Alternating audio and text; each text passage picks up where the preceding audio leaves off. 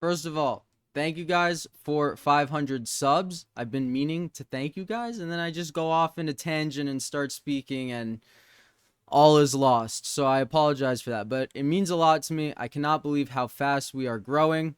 I think for 1,000 subs, I'm gonna do like a Q&A or something, answer any questions you might have about me.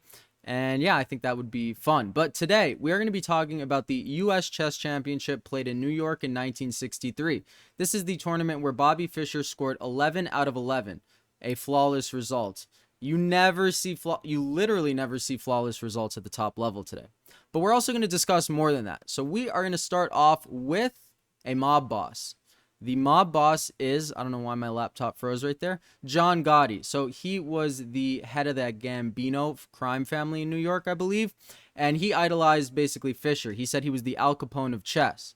He also told his fellow gang members to play chess because it makes you think like a boss. So yeah, I think that is a cool fact. And chess used to be like a game of the aristocracy. It used to be a game that got you out of the world wars if you were really good at it. The countries used to care a lot. I don't know. What do you guys think happened? Because now, quite frankly, it's just a game of dorks, which is kind of sad. But yeah, bring back bullying.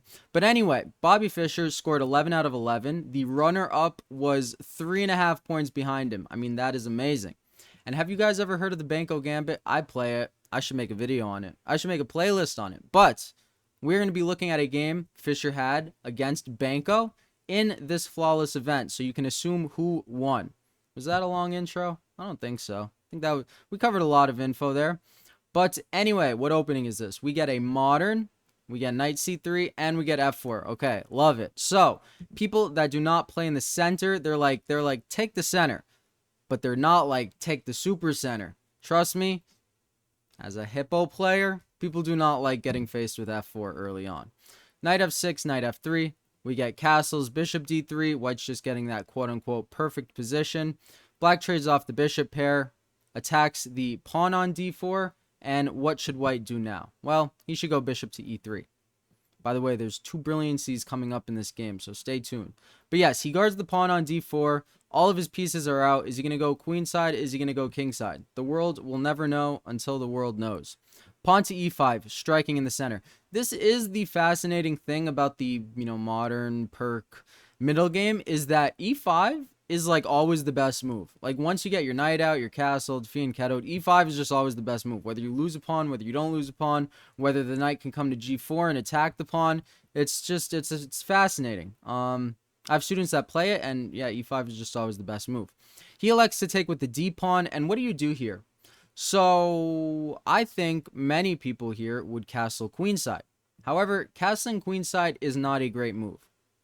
So positionally, this is an error. It looks very tempting because there's a queen and there's a rook on the d file. There's also a bishop, but trust me, there's no discover check on the king.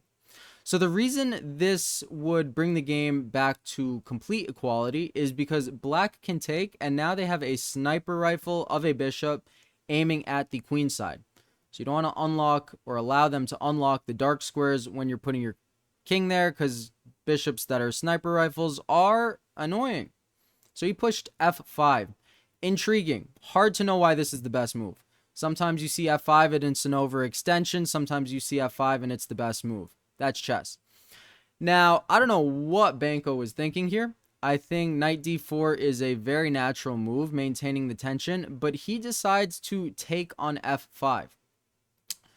So that is interesting. Your king is open on the g file, which is okay, but are you really going to play in that King's Indian fashion, strike with, the f pawn that's on f7 to go to f5? You got to move your knight. Is white castled on the king side? Not yet.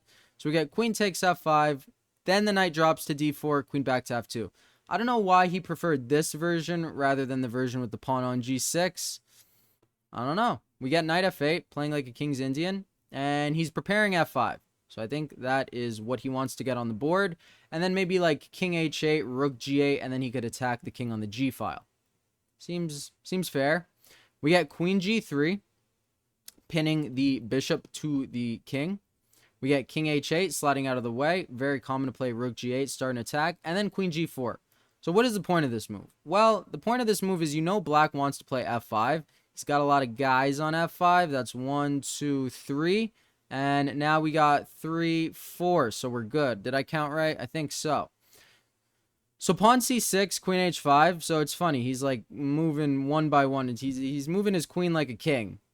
But he was a king. So that's a good, that was a good move. I don't know what I was saying. Queen e8, guarding f7. Everything like that. And bishop takes knight. That is a very good move. So what is the point?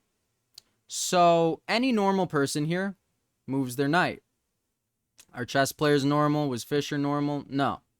But there's different types of, norm. I don't know. I'm not going to even get into it. Rook f6. There's I don't know. There's cool people and there's not cool people. There's dorks. Rook to f6. Okay. So rook to f6 is a fascinating move. Boom. Chess.com deems it a brilliancy. We'll see why. So, okay, this move threatens a knight. Our knight is under attack. Fair statement. Why can't he go bishop takes f6? Well, that is unstoppable mate. So if you want to get unstoppable mated, take the rook.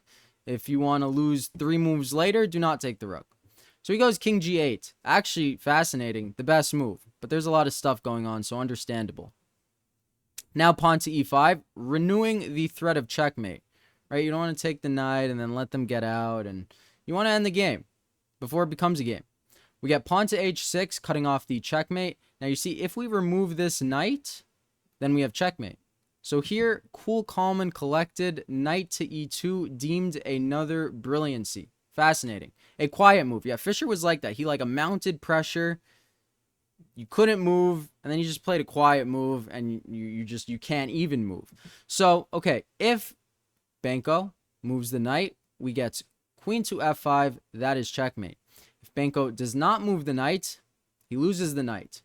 There is also the threat of rook takes h6 would even be good enough.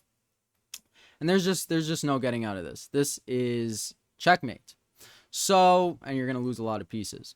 So Benko resigned before any of that happened. A cool game, 11 out of 11. I mean, he must have felt good after that tournament. He must have slept well. So thank you guys for watching. Thank you for everything as always. Have a great day.